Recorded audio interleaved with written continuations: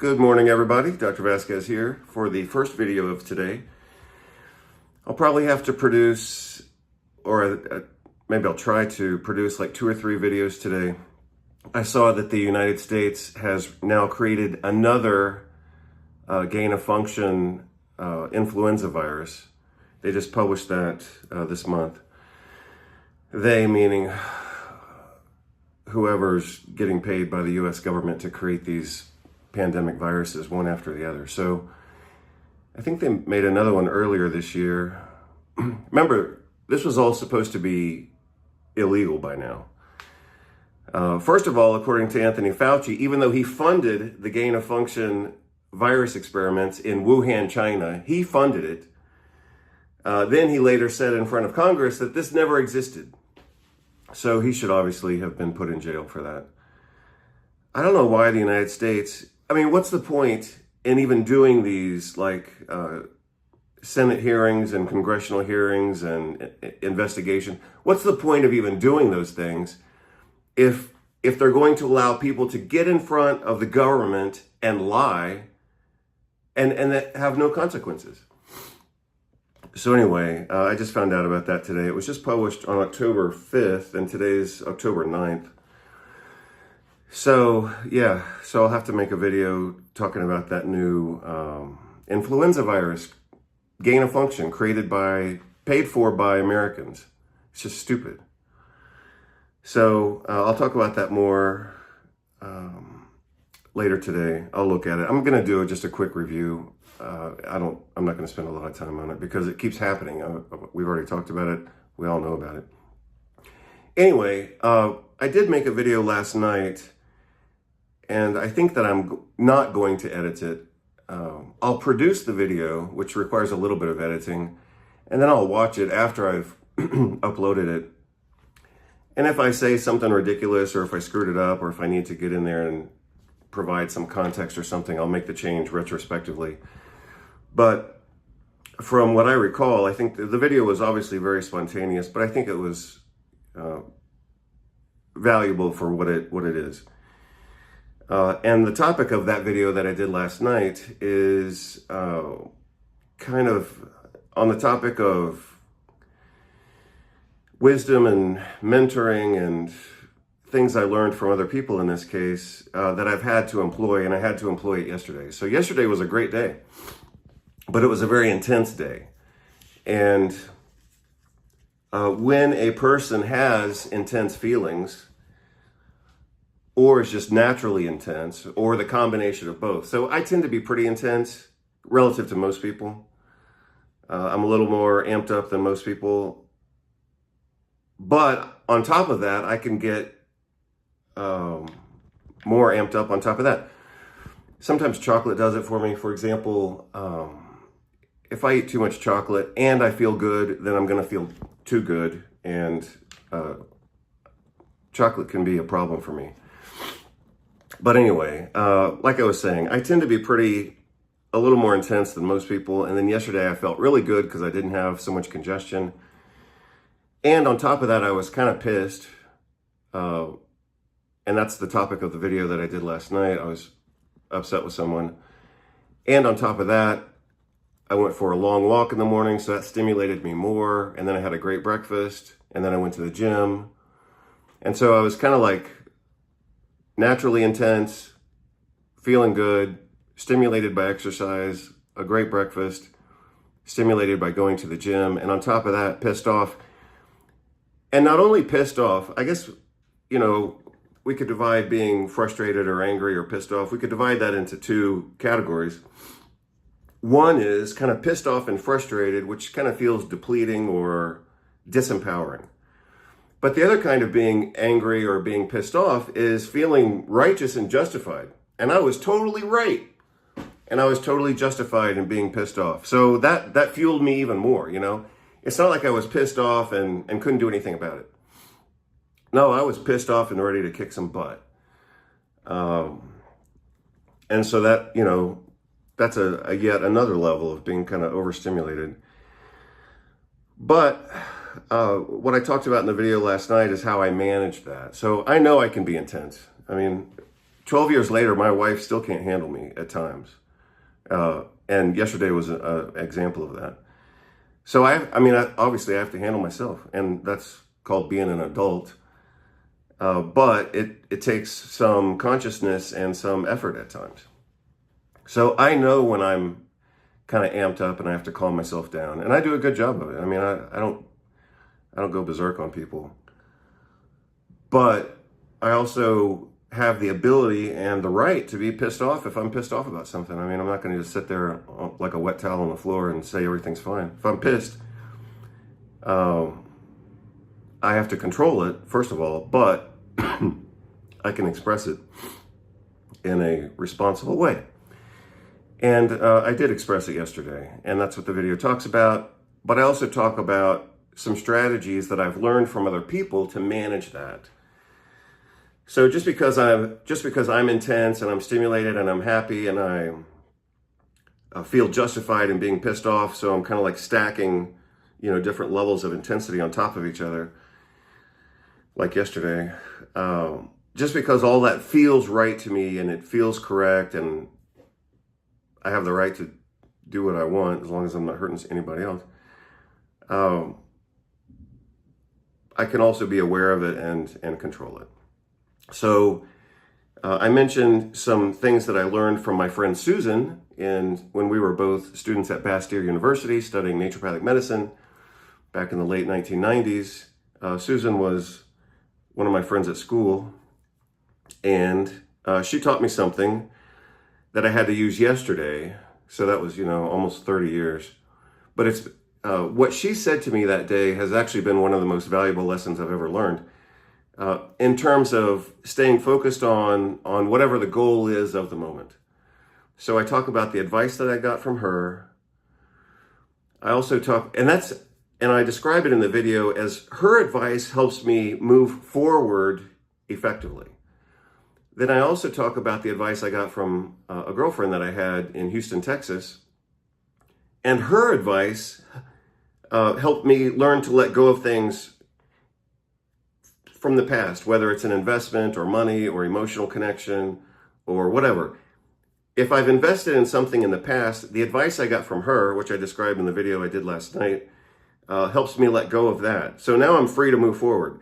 So the advice I got from her helps me let go of the past, and the advice I got from Susan helps me move forward. And I talk about how I used that technique yesterday to kind of focus in on the goal that we collectively were trying to accomplish, even though we were having a lot of turbulence within a group of 3 people. So let's see, what else did I talk about? Those 2 things. Oh, the other thing, the third component was something I learned from Joseph Campbell, who was the author of a book series and also a video series called The Power of Myth that was real popular back in the 1980s, I believe. Could have been early 90s or something like that. But I also learned something from him that I incorporated in my strategy for managing myself yesterday. And then there was a 4th component that was purely from me. And in this exact moment, I don't even remember what it is. But I talked about it in the video last night. I think the video last night I recorded very late because I had to do so many things in the day. And I don't know if it's a bit too... it's kind of a dark topic, because I was talking about how I was trying to manage myself in this confrontation, and it was late at night, so the whole office was dark. So I don't know if it looks too gothic or whatever, but it is what it is, and I recall it as being sufficient, and that's why I'm not going to re-record the whole thing. But I don't know if I mentioned this last night, but I do want to mention it now. Another kind of management strategy that a person can use to manage themselves, but also managing situations and managing other people, is something that I learned from John Maxwell.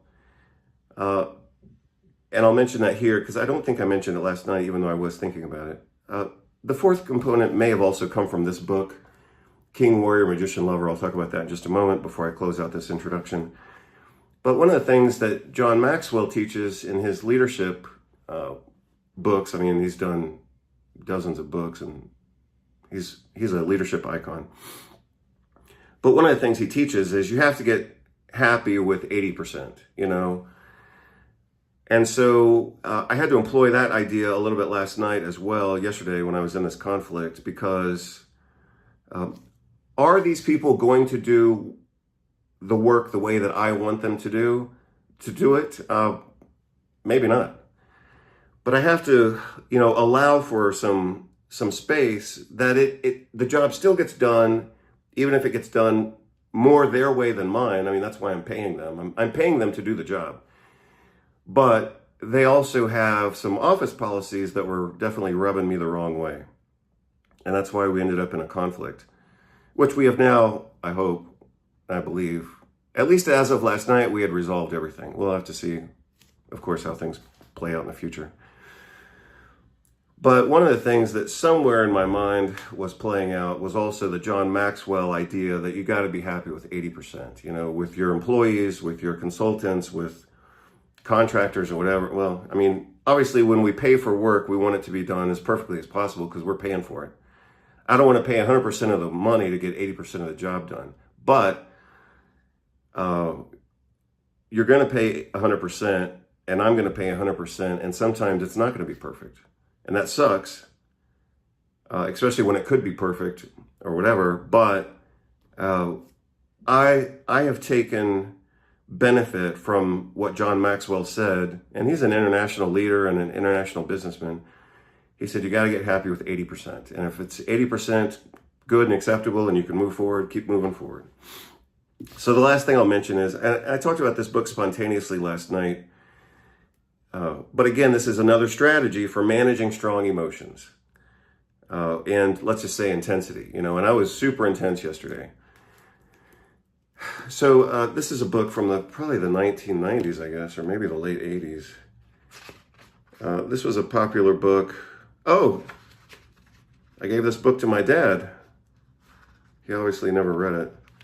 I gave this book to my dad in 2010. Let's see when it was published. Should be obvious. But this book is an iconic book in the world of men's work and men's psychology. And there it is, 1990. Yeah, so I was right. Somewhere between the 1980s and 1990s. This is an iconic book for men. Very important, I suppose most people who read could probably read it in a weekend. Probably not me, because I'm a slow reader. And this is the last thing I'll say. And then I'll put this introduction on top of the video I did last night. And even though it's dark and gothic and intense, it'll have to be good enough if you want to see it. King, warrior, magician, lover. So these are described by, who wrote this book? Douglas Moore and Richard Gillette, I believe. Is that right? Douglas Moore. Yeah, Douglas Moore and Richard Gillette. This is what they call the 4-quadrant model of masculinity. King, warrior, magician, lover. So king is the part that surveys the land and finds the direction and says, we're going this way. And that's not necessarily, it could be leading other people, but it's obviously leading oneself. So yeah, I obviously do pretty well in the king department because I've always had a lot of direction in my life. I can make decisions. I can survey the landscape and say, this is what needs to happen. So I'm pretty good there. I can also employ a lot of warrior energy because I'm good at getting the job done. So king is making decisions. Warrior is taking action. And it doesn't mean violent warrior. It means getting the job done, whether it's painting or working or pouring cement or rolling up your sleeves and doing someone else's job to make sure the project advances. So I'm pretty good there. Magician is about creativity. I'm pretty good there too. And I'm not trying to make this all about me, but I'm using myself as an example. This could be psychotherapy. This could be, creating a new product. But this is about creativity and making something new. And for example, if I'm, or a person, it doesn't, of course, again, have to be about me, and I'm not trying to make it all about me. But let's say a person's in an argument and things are just going to hell. Well, that's the time, that could be the time. Sometimes that's the time to say, hey, screw this, I'm out of here. sometimes that's the time to stand up for your boundaries and say, screw this. This is unacceptable. And that's where I was yesterday. I told him, I said, this is unacceptable to the point of being offensive. That's where I was yesterday, standing up for boundaries. But I can also employ the magician and say, take a deep breath. I hate taking a deep breath because see, I'm more up here. So when I have to tell myself to calm down, I'm already pissed because I don't want to calm down.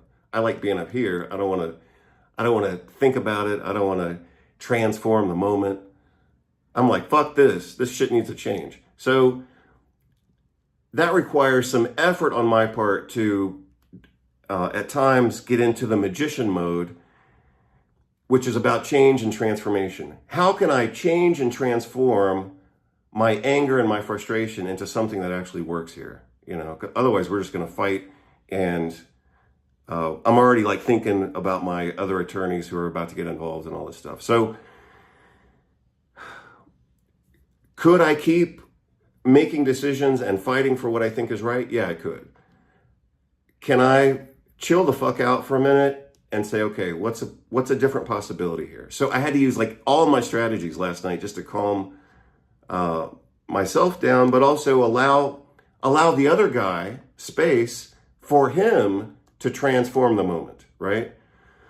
So I can't be just dominating and fighting. I also have to take a step back and create some space for this other guy to say, hey, here's what we did wrong and here's how we can move forward. And that's what I did last night. So I did a great job. But I had to simultaneously employ a lot of advice that I'd received from other sources, and I had to control the hell out of myself in order to get here. The other guy who was in the conversation, he did a good job. He was coming, and I could tell, because I have the language for it. Obviously, we're talking about it right now. But that's the importance of this book, is to have the language for these situations. The other guy was coming at it much more from this angle.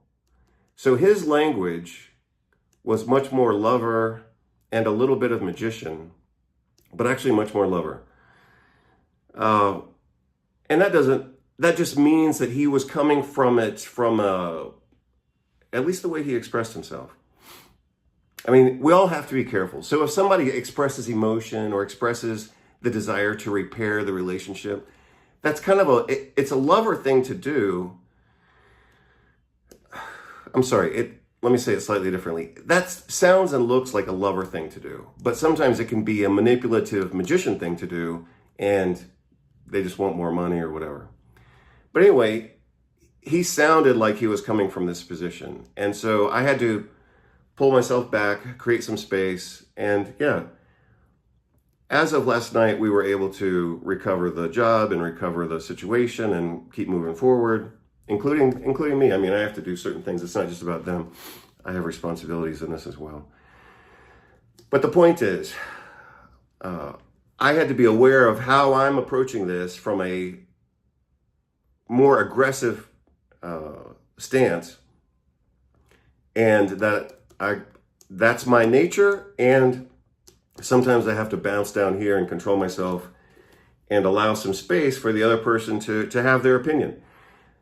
And then that goes back to what John Maxwell said. So if I'm here by nature, then what I need to do at times is be 80% here so I can be 20% here and allow some space for the other person to say, this is what we did, this was the misunderstanding, or whatever. Sometimes, and I also hate the word misunderstanding because it's often used in a form of manipulation. Oh, I'm sorry you didn't understand. Oh, I'm sorry we had a misunderstanding. No, fuck, we didn't have a misunderstanding. This is bullshit. That's how it looks to me, right? That's how it feels to me. I remember one time we sold a car in Orlando, Florida, and we had written out the instructions. They were supposed to, everything wasn't happening immediately. So the idea was they were going to get the car, the car dealership was going to receive the car and they were going to put a deposit in my account. That was the deal. Well, they never put the deposit in the account, even though, of course, they had the car. So then I had to go back and say, what the hell is going on? Where's my money? And they said, oh, well, we're sorry for the misunderstanding. I said, this is bullshit. We had written instructions on the sales envelope of the documents stating that the money is going to get deposited in this account, and your agent agreed to do it. So don't tell me this is a misunderstanding. They just screwed up, or the guy was trying to see who was looking at the check to see where his check could end up, maybe in his own account. But it wasn't a misunderstanding. But a lot of times when people don't want to accept responsibility, or if they're trying to be manipulative, they'll say, oh, we just had a misunderstanding. So anyway, that's a red flag word for me. But anyway, despite all that potential pollution, sometimes things just get sideways, and I have to allow space for that, and that's what I did yesterday. And I think as of last night, everything was looking good. It could be different today, but again, obviously I've started this series kind of on mentoring and family advice and fatherly advice and parental advice. But this was a good example of me really having to employ a lot of advice that I had received from other sources, different sources, in order to hold it together and make progress toward our mutual goal here. So this is my quick daytime introduction to my nighttime Gothic video that I did last night. And I'm just going to put this introduction in front of the other one, and I hope that you get something out of it and you're able to kind of put all this together. I'm not going to make notes on it and type in the notes and all that kind of stuff. It's just a conversation. And I think if it has value for it, especially with this introduction, you'll be able to get value out of that video. So hope you have a great day, and I'll see you in the next video. Take care. I wanna please you, but I can't seem to. It's hard enough to call your bluff. And if it's over, well, I won't miss you. But I'm not sorry, no, I'm not sorry. What's going on, everybody? Dr. Vasquez here, coming to you live for a very late video, almost 8 p.m. my time. But I have a few more things to do, and I had a very activating day today. So I felt great today. Some of you know that I've mentioned recently I had kind of it wasn't a true allergy, but a lot of congestion. It was just crazy. From some construction dust and cement and plastics and fumes and paint and all this, including painting my office. So it sucked, and I did a lot of things to try to make it suck less, but it still sucked for about 2 weeks. I was just really congested. So anyway, whatever. I actually learned a few things from it, as I always try to do. So I had this problem. I found some interesting new solutions. I'll talk about it some other time. But the purpose of this video right now is to kind of complete a certain transition, I suppose, that I've had for the past 24 hours. So yesterday I started to feel really good. I got rid of this congestion. Last night was like the first time I could sleep and feel normal after having this congestion thing for a while. And so today I said to my wife, I said, well, let's go enjoy the day. We went out and meandered over to the gym and all this kind of stuff, and went kind of for an urban hike. So it was a pretty good day. But despite a good breakfast, a spectacular breakfast actually, and a good workout and a good urban hike, I was pissed most of the day because it's not like it was totally consuming me, but yeah, I was pretty activated about it. I have been in a dynamic with a certain person in a certain business for a while. We've only been at this for a couple of weeks, but wow, I was really pissed at some things that were going on. And arguably I was completely justified. And so the purpose of this video is to share with you 2 strategies that I've learned to deal with my own intensity at times, feeling very right. And I was right. I mean, I'm not saying I just felt like I was right. I was right. But sometimes even being right and being pissed, as I was today. Again, I'm going to talk about two different strategies for dealing with that intensity and coming out to a positive outcome. So I'm going to talk about two different strategies, as I just mentioned.